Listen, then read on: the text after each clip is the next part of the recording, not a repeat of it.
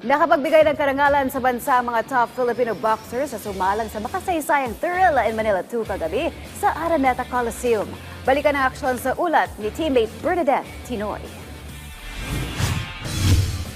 Nasaksihan ng boxing fans ang pagdaraos ng makasaysayang Thrill in Manila 2 kagabi sa Araneta Coliseum. Ito ay bilang selebrasyon na rin sa 50th anniversary ng itinuturing na one of the greatest boxing game in history noong 1975 sa pagitan ni Muhammad Ali at Joe Frazier. Gaya ni former President Ferdinand Marcos Sr. na sumalubong sa Thrill in Manila 1, pinangunahan din ni Pangulong Ferdinand Marcos Jr. ang historical milestone pagkalipas ng 50 taon. Sumalang sa unang bout ang anak ni 8th Division World Champion Manny Pacquiao na si Eman Bacosa, kung saan nanalo siya kontra Nico Salado via unanimous decision. Iniaalay ni Eman ang kanyang panalo sa kanyang ama, pamilya at mga taga-suporta.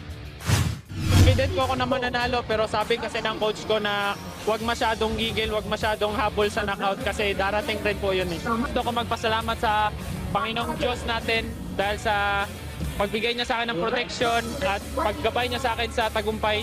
Maraming salamat po din sa mga sumusuporta.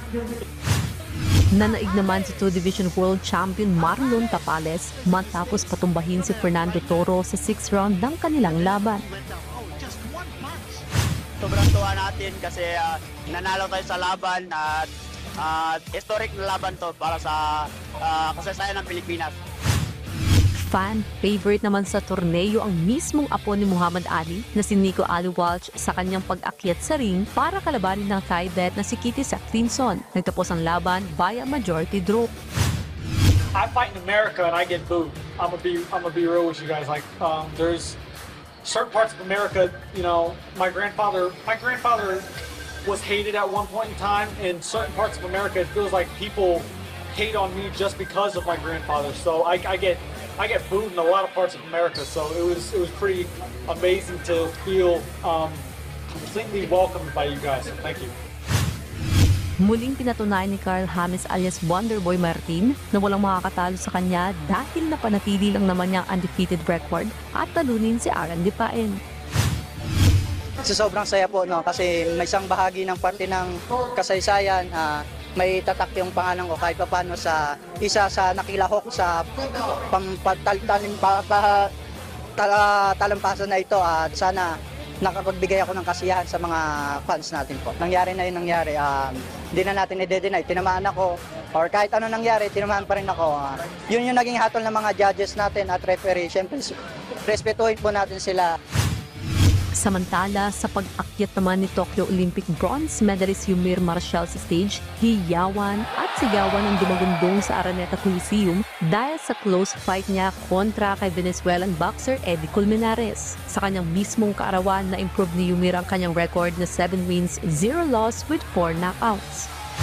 Binigay ko yung best ko para i-knockout pero grabe, ako po yung na-knockdown sa lakas ng kalaban natin. Pero siyempre gusto ko una na magpasalamat sa Panginoon na binigay sa akin ng lakas at sa inyo po lahat na nandito na sumuporta sa akin. Habang lumalaban po ako, isa lang yung naririnig ko yung sigaw ng mga tao. Yun yung nagbibigay ng lakas sa akin. So maraming salamat po sa inyong lahat. Sinunod lang po namin yung game plan na puntos lang, makuha ko lang din yung timing ko. So yun yung ginawa namin eh. Ang hirap magkisabay sa kanya dahil matibay, malakas.